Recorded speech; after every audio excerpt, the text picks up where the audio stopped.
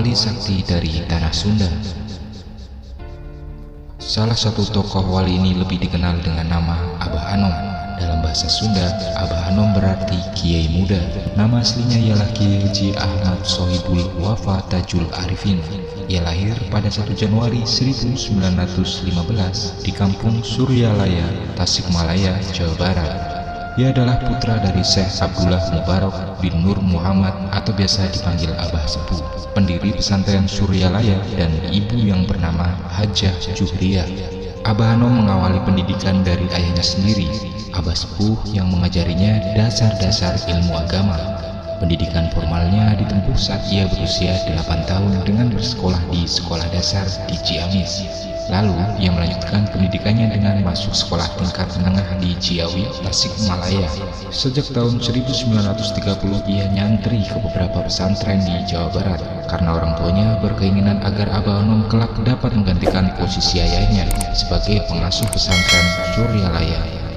Semula Abah Anom nyantri di sebuah pesantren di Cicarian, Cianjur, kemudian pindah ke pesantren Jambu Dwipa Cianjur selama lebih dari 2 tahun. Ia lalu pindah ke pesantren Gentur Cianjur yang saat itu diasuh oleh Ajengan Syatibi. 2 tahun kemudian, tepatnya sejak tahun 1935 sampai 1937, ia melanjutkan pendidikan di pesantren Ciremas, Cimelati, Sukabumi yang saat itu diasuh oleh Ajengan Aceng Mumu, seorang ahli hikmah dan ilmu silat. Di pesantren terakhir inilah ia mulai mematangkan keilmuannya, tidak hanya di bidang keilmuan Islam tetapi juga dalam ilmu bela diri dan lain-lain. Berbekal keilmuannya, Abah Anom memberanikan diri menikahi gadis bernama Owis Siti Ruyanah pada usia 23 tahun.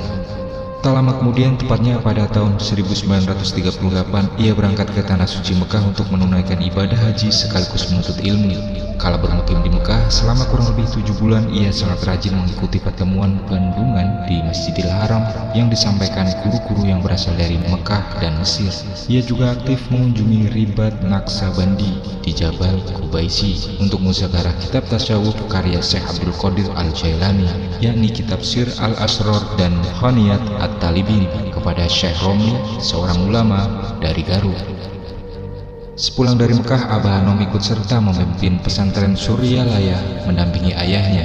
Namun karena tahun 1939 sampai 1945 merupakan masa-masa menjelang kemerdekaan, ia lebih aktif sebagai pejuang yang turut menjaga keamanan dan ketertiban NKRI. Ketika terjadi gerakan Darul Islam DITII di Jawa Barat, ia memutuskan segera bergabung dengan TNI untuk melawan gerakan tersebut.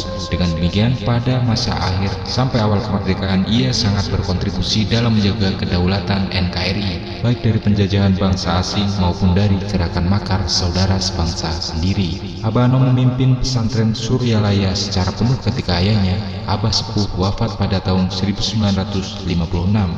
Ketika itu DITII terus bergerak aktif melakukan perlawanan menentang pemerintahan Indonesia di bawah Presiden Soekarno.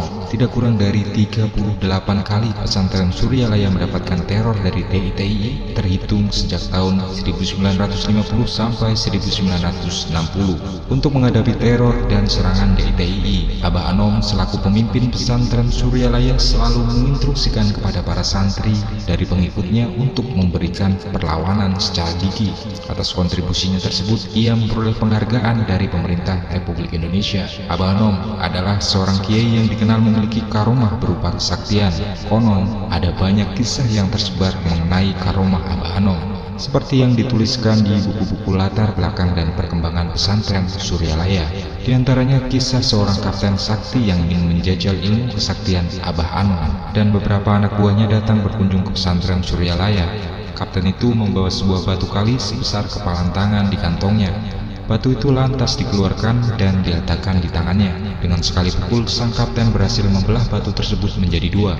Setelah unjuk kebolehan, kapten itu dengan sombong menyerahkan batu kalinya pada Abah Anom agar si tuan rumah mempertontonkan kemampuannya. Abah Anom hanya tersenyum seraya menerima batu kali dari tangan si kapten. Batu kali itu segera diremasnya. Secara ajaib, batu kali berubah bentuk menjadi tepung yang halus. Si kapten terbelalak, seolah tidak percaya dengan kesaktian yang ditontonkan oleh Abah Anom. Bila si kapten hanya mampu membelah batu kali menjadi 2, Abah Anom justru membuatnya menjadi seperti tepung. Beberapa saat kemudian Abah Anom meminta segelas air yang di dalamnya terdapat seekor ikan pada salah seorang santrinya. Gelas air berisi ikan itu kemudian diberikan kepada si kapten dengan sikap yang masih sombong. Si kapten segera bergaya seperti orang yang memancing. Dengan gayanya itu ia berhasil membuat ikan di dalam gelas seakan benar-benar terpancing. Si kapten pun kembali menyombongkan kemampuannya di hadapan Abah Anom. Giliran Abah Anom yang unjuk kebolehan. Ia kemudian memberikan isyarat jari telunjuk. Tiba-tiba ikan dalam gelas itu berpindah ke hadapannya. Ikan itu seolah terkait dengan pancingan telunjuknya. Tidak sampai di situ, Abah Anom kembali memperlihatkan kesaktiannya yang lain. Ia memberikan isyarat tangan yang seolah-olah memegang ketapel. Ia lalu mengarahkan tangannya ke langit untuk membidik sesuatu. Dengan sekali bidik, seekor burung tiba-tiba jatuh di hadapannya. Melihat kesaktian Abah Anom tersebut, si kapten hanya bisa takjub. Ia seolah tidak percaya dengan peristiwa yang baru saja terjadi. Si kapten yang sakti nan sombong itu kemudian bersujud di hadapan Abah Anom, seraya meletakkan lututnya pada lutut Abah Anom. Ia mengaku kalah dan segera meminta maaf atas kesombongannya. Selain itu, ia juga meminta ditalkinkan untuk menganut dan mengamalkan tarekat yang dipimpin oleh Abah Anom. Sejak itulah ia menjadi pengikut ajaran Abah Anom. Abah Anom wafat pada 5 September 2011. Ia dikenal sebagai wali yang istimewa, tentu tidak sekedar karena keramahannya, tetapi lebih-lebih karena ia adalah seorang ulama yang ahli ibadah, fikir, dan ilmu. Dengan kapasitasnya ini, pantas bila ia begitu disegani oleh kalangan ulama di tanah air.